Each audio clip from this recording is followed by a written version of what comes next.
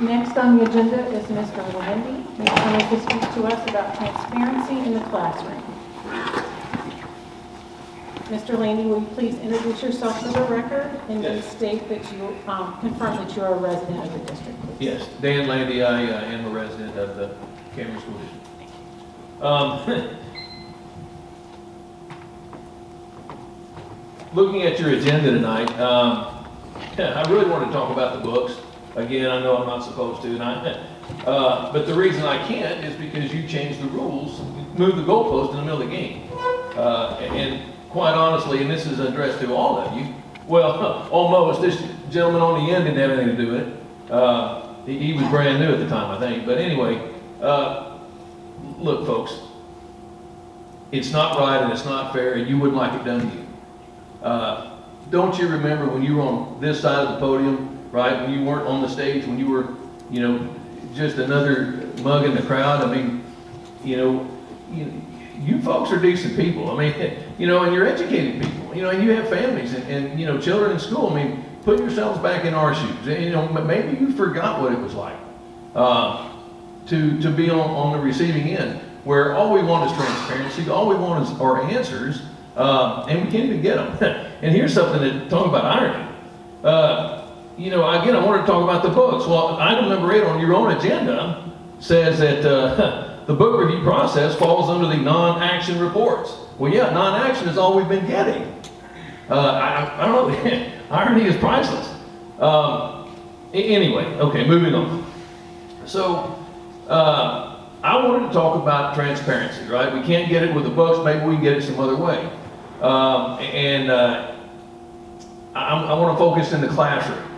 And here's why. Because obviously Cameron's got a bullying problem, right? We know it. Miss Cassidy Wilcox brought it to your attention last school board meeting, and it's been all over the news. The Cameron on Facebook, right? The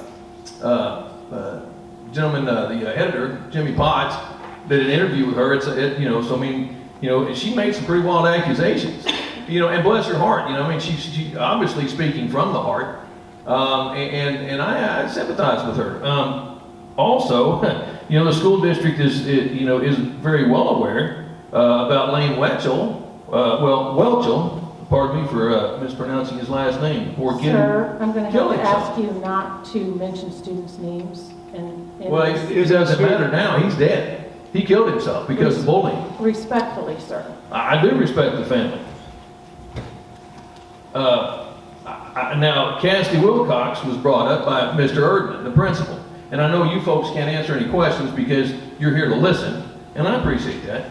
But maybe Mr. Erdman can answer a question for me. Mr. Erdman, was the subject of video cameras discussed, video cameras in the classroom with you and Cassidy? Because apparently we've got... Mr. Landi, you're here to address the board, please. Okay, well, I'll address the board. Here's the problem. We've got cameras everywhere but in the classrooms. And you've got a bullying problem, right? Cameras on the buses, cameras in the halls, cameras, in the lunchroom, cameras in the gym, cameras in the parking lot. What about this? Oh, cameras at the front doors. But we don't have them in the classrooms.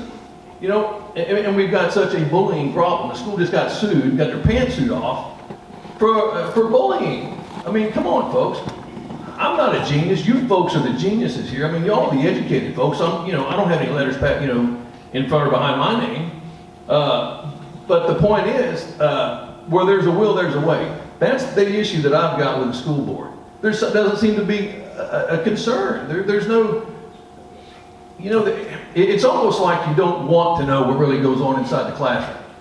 Why wouldn't you have cameras in the classroom? You've got them everywhere else.